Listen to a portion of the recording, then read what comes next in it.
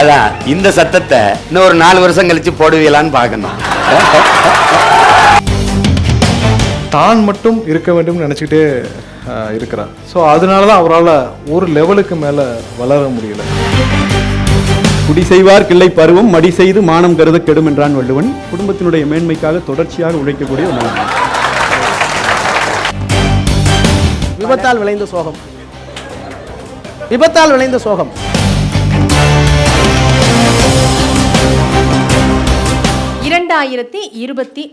தேர்தல் களத்தில் முதல்வர் வேட்பாளர்களாக களமிறங்கும் முகங்கள் திரையில் காட்டப்படும். அவர்களை பற்றி ஒரு பாசிட்டிவாக ஒரு வார்த்தையில்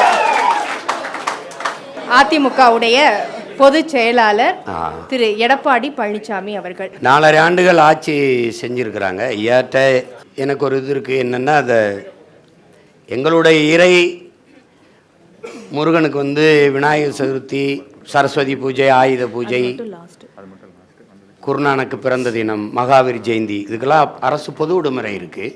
எங்களுடைய இறை தமிழ் பேரினத்தினுடைய முதல் இறை முருகப்பெருமானுக்கு பொது விடுமுறை இல்லை. அப்போ அதை முயற்சி பண்ணேன், பலமுறை யாரும் விடலை. அப்போ அவர்கிட்ட போய் தனிப்பட்ட முறையில் ஒரு கோரிக்கையை வச்சேன்.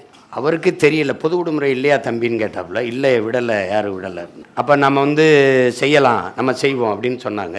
அப்போ அதில் என் பேரே பழனிசாமி தான். நானே முருக பக்தன் தான், வீட்டில் தனியாக கோயில் கட்டி முருகனை கும்பிடுறேன், நான் விடுவோம் அப்படின்னு சொல்லி தைப்பூசத்திற்கு திருமுருகப் பெருமானுடைய திருநாளுக்கு பொது விடுமுறை விட்டார். அதில் எனக்கு அவர் மேலே ஒரு மதிப்பு உண்டு. அது அந்த இடத்துல வரலாற்றில் அவருக்கு ஒரு பேர் வருது. ஆனால் 4.5 ஆண்டு கால ஆட்சியில் அது மறுபடியும் முதல்வராக நினைக்கிறாரு. அது மக்கள் தான் முடிவு செய்யணும். அது புதுசு இல்லை, அவர் ஆட்சிக்கு வர்றது புதுசு இல்லை. அதாவது திடீர்னு அரசியலுக்கு வந்தார். அவர் அரசியலில் இருக்கிறார், திடீர்னு முதல்வராக வந்தார். இவரால் இப்படி செய்ய முடியுமா, இவரால் எப்படி கவர்மெண்ட்டை, ஏன்னா ஒவ்வொரு நாளும் கிரேஸ் பீரியடில் ஓடிட்டு இருந்துச்சு அந்த கவர்மெண்ட், இவரால் பண்ண முடியும்னு நினச்சார். ஆனால் 4 வருடம் தாக்கு பிடித்த அவரை ரன் பண்ணார். ஆனால் கடைசி வரைக்கும் அவருக்குன்னு ஒன்று என்னென்னா இன்செக்யூர்னஸ் அவருக்குள்ளே இருந்துகிட்டே இருக்கு. அதனால தான் அவர் வந்து தனிப்பட்ட முறையில் அவருக்கான ஒரு ஒரு தனித்துவமாக அவர் தெரியவே இல்லை. அவர் ஒற்றை தலைமை வரணும்னு நினச்சார், வந்துருச்சு. ஆனால் அவருக்கு கடைசி வரைக்கும் அவர் மீது ஒரு நம்பிக்கை இப்போ வரைக்கும் வரலை. ஏன்னா அவரை தாங்கி இருக்கிற ஒரு கட்சி இல்லை, அப்படி ஒரு கட்சி, அப்படி ஒரு எமோஷ்னலான தொண்டர்கள் அந்த தொண்டர்கள். ஆனால் அந்த தொண்டர்கள் வேண்டும் ஒரு தலைமை இருக்குல்ல, புரட்சி தலைவரை பார்த்தது, அம்மாவை பார்த்தது, இன்றைக்கி அதை அவர்களுக்கு தீனி போடும் அளவிற்கு இவரால் கொண்டு போய் நிப்பாட்ட முடியும். அதுக்கு அவருடைய வயதும் ஒரு காரணம், சூழ்நிலையும் ஒரு காரணம், சுற்றி இருக்கிற எல்லாமும் ஒரு காரணம். கண்டிப்பாக எனக்கு ரொம்ப நல்லவர், எனக்கு ரொம்ப நெருங்கிய தொடர்பில் இருந்தோம், அடிக்கடி உரையாடுவோம்.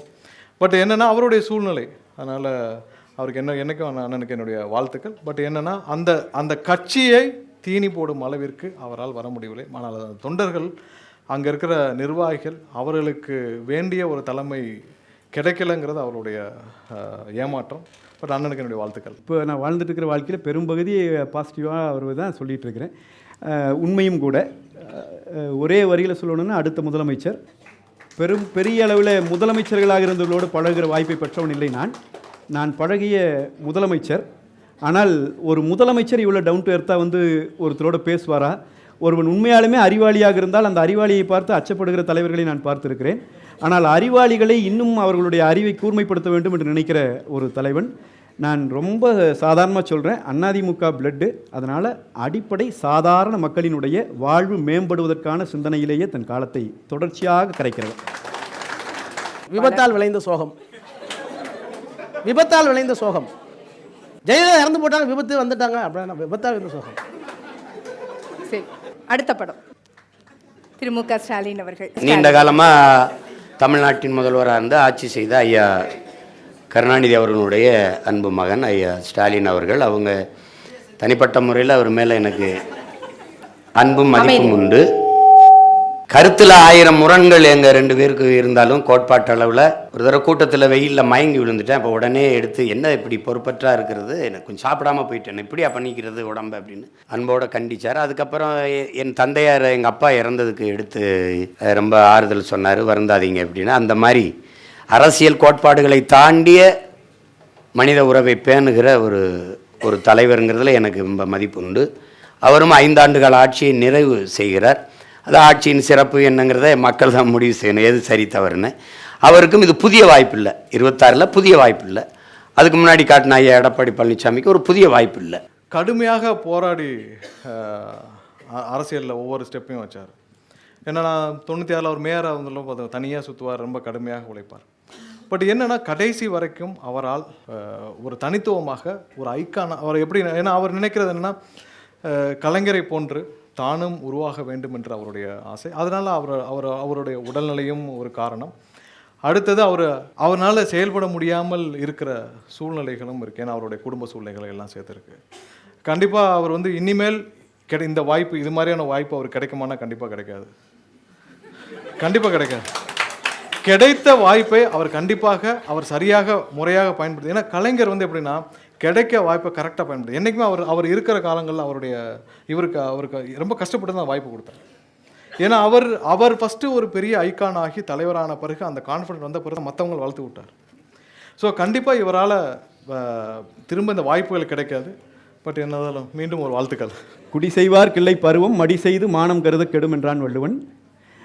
அப்படி அந்த குடி எதாக வேணால் எடுத்துக்கலாம், தன்னுடைய குடும்பத்தினுடைய மேன்மைக்காக தொடர்ச்சியாக உழைக்கக்கூடிய ஒரு நல்ல மனிதன்.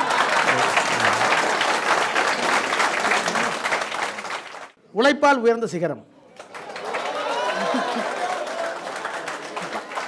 15 வயசு இளைஞர் திமுக ஆரம்பிக்கும் ஒரு 15 வயசு, 18 வயசுல இளைஞர் அணி, 23 வயதில் 24 வயசுல திருமணமான 10ஆம் நாள் மிசால பிடிச்சிட்டு போயிடறாங்க உள்ள. எதுக்காக? மொழிக்காக, நாட்டுக்காக, இதுக்காக. அப்போ அதுல இருந்து இளைஞரணி செயலாளர், அப்புறம் கட்சியில் பொருளாளர், அப்புறம் துணை பொதுச் செயலாளர், பொருளாளர், அப்புறம் செயல் தலைவர், அப்புறம் தலைவர், மேயர், எம்எல்ஏ, உள்ளாட்சித்துறை அமைச்சர், துணை முதலமைச்சர். The evaluation is very clear and graded. திடீர்னு நாங்கள் காலில் விழுந்து வரல, முறைப்படி நியாயமா ஒரு இடத்த பிடிச்சிருக்கோம். திரு சீமான் அவர்கள் நாம் தமிழர் கட்சியின் ஒருங்கிணைப்பாளர். இப்போ நான் ஒரு தலைவன் என்றோ ஒரு இதொன்றோ வரலை. நான் இந்த மண்ணின் மக்களினுடைய ஒரு மகன், மக்களிடமிருந்து மக்களுக்காக வந்தவன். நீண்ட காலமாக என் இனம் தூக்கி சுமந்து வந்த துன்ப துயரங்கள், ஏழ்மை, வறுமை, பசி, பட்டினி இதையெல்லாம் தாங்க முடியாமல் கடைசியாக ஒரு இனச்சாவிலிருந்து வந்த மகன். எனக்கு வழியே இல்லை அப்படின்னு இருந்த மக்களுக்கு ஏன் நாமளே வழியாகக்கூடாதுன்னு வந்த பிள்ளை. எனக்கு ஒரு கனவு இருக்குது, கால்கள் வழிநடத்தி நடக்கிற பிள்ளை இல்லைன்னா என் கனவு வழிநடத்தி நடக்கிற பிள்ளை. அதனால் அந்த கனவை நிறைவேற்ற எனக்கு ஒரு அதிகாரம் தேவைப்படுது. அதை தான் 15 வருஷமாக என் மக்களுக்கு கடத்துகிறேன்.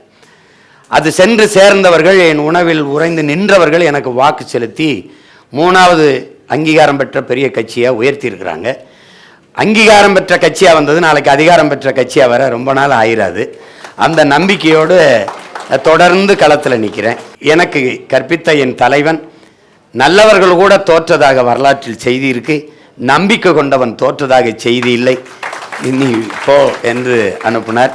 ஐயா ஸ்டாலினுக்கு ஒரு வாய்ப்பு கொடுத்துட்டீங்க, அவருக்கு ஐயா எடப்பாடிக்கு ஒரு வாய்ப்பு 4.5 ஆண்டுகள் கொடுத்துட்டீங்க. இதில் இருக்கிறது நானும் என் தம்பியும் தான் இருக்கோம். எங்களில் யாருக்காவது ஒருத்தருக்கு நீங்கள் வாய்ப்பை கொடுக்க முயற்சிக்கணும். எல்லார் ஆட்சியிலையும் வாழ்ந்து பார்த்துட்டீங்க, ஒரு 5 ஆண்டு எங்கள் ஆட்சியில் தான் வாழ்ந்து பாருங்களேன். நம்பிக்கையுடன் களமிறங்கும் உங்களுக்கு வாழ்த்துக்கள். பலத்த கரகோஷத்துக்கு வாழ்த்துக்கள்.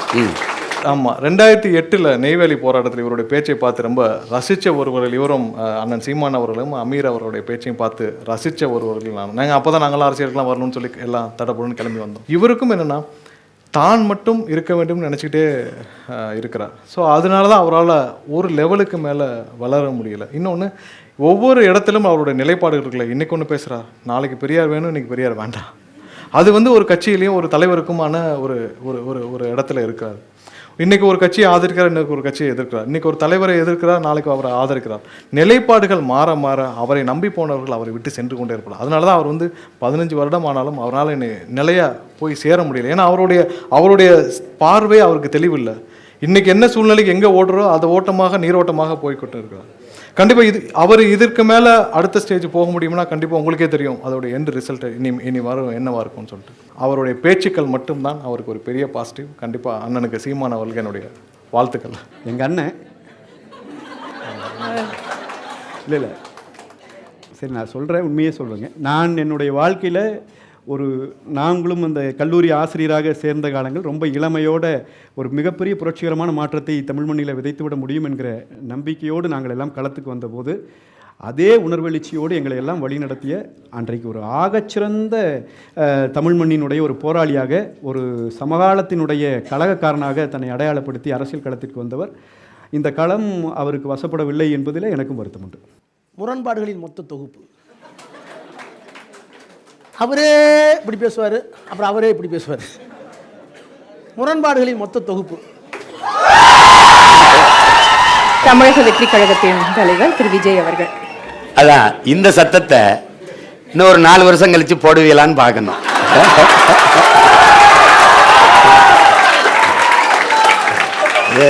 அது அவரும் புதுசாக வந்து களத்தில் நிற்கிறாரு.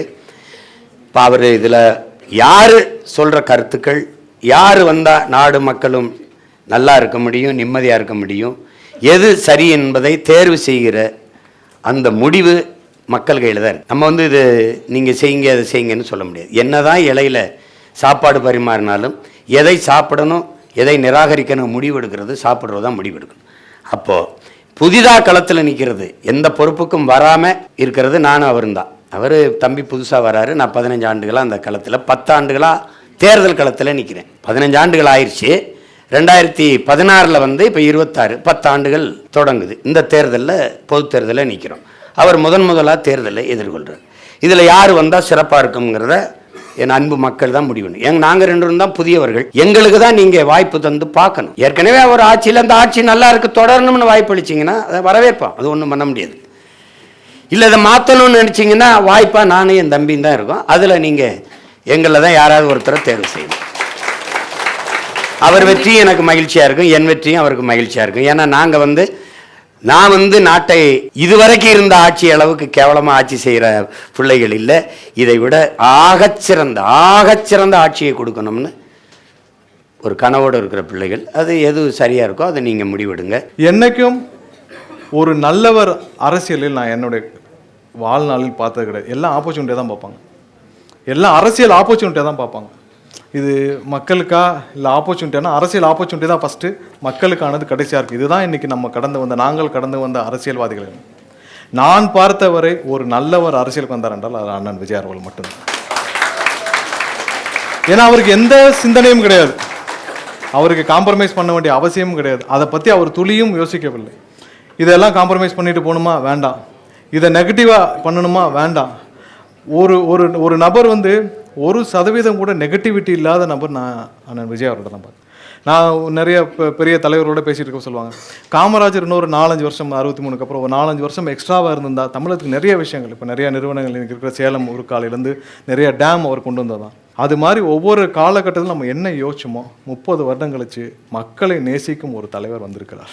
விஜய் அவர்களை பற்றி சொல்ல விரும்புகிற செய்தி, அவர் ஒரு அரசியலுக்குள்ளே உள்ள வர்றங்கிற எடுத்துக்கிற முடிவு பாராட்டத்துக்குரிய முடிவு தான். அது வந்து ஜனநாயகத்தில் எல்லாருக்கும் அந்த உண்டு. நான் அவரை இப்போ ஃபாலோ பண்ணுற நண்பர்களுக்கு அவர் குறித்து சொல்ல விரும்புகிற செய்தி, ஒரு லீடர் அப்படின்னு எடுத்துட்டோம்னா நம்மளாம் படித்த தலைமுறை, நம்ம 2000க்கு பிறகு நம்ம வந்திருக்கிறோம், படித்த தலைமுறை. ஒரு லீடர்னு வந்தால் 2 முக்கியமான விஷயங்கள் வேணுங்க. ஒன்று ஸ்ட்ரென்த், இன்னொன்று ஸ்டாமினா. விஜய் அவர்களுக்கு ஸ்ட்ரென்த் இருப்பதாக சொல்லுகிறீர்கள், கூட்டம் வருகிறது என்று காட்டுகிறீர்கள். பட் அந்த தலைவனுக்கு உண்மையிலேயே ஸ்டாமினா இருக்கா? ஸ்டாமினா இருந்தால் தான் அவர் தலைவர். எனவே கொஞ்ச காலம் அரசியல் களத்திலே அவர் போக விடுங்க. கொஞ்சம் வெயிலில் கருகட்டும், கொஞ்சம் மழையில் நனையட்டும், கொஞ்சம் அனுபவங்கள் பெறட்டும், அவருடைய உழைப்பை கொடுக்கட்டும். 5 ஆண்டுகள் 10 ஆண்டுகள் இவ்வளவு பிரச்சனைக்கு பிறகு நின்றுட்டார்னா நீங்கள் அவரை அங்கீகரிங்கள். ஆனால் அதை செக் பண்ணாமையே நாம் அவருக்கு கொடுத்து கொண்டு இருக்கிற அங்கீகாரம் நாம் எல்லாம் படித்தும் அது சரியாக இல்லாமல் போயிருமோ அப்படிங்கிற மாதிரியான சிந்தனையை கொடுக்குது. அதுதான் என்னுடைய பார்வை. வார்த்தையே இல்லை, ஒன்றும் சொல்லுவதற்கே ஒன்றும் இல்லைன்னு சொல்கிறேன். சரி, நன்றி நன்றி சார்.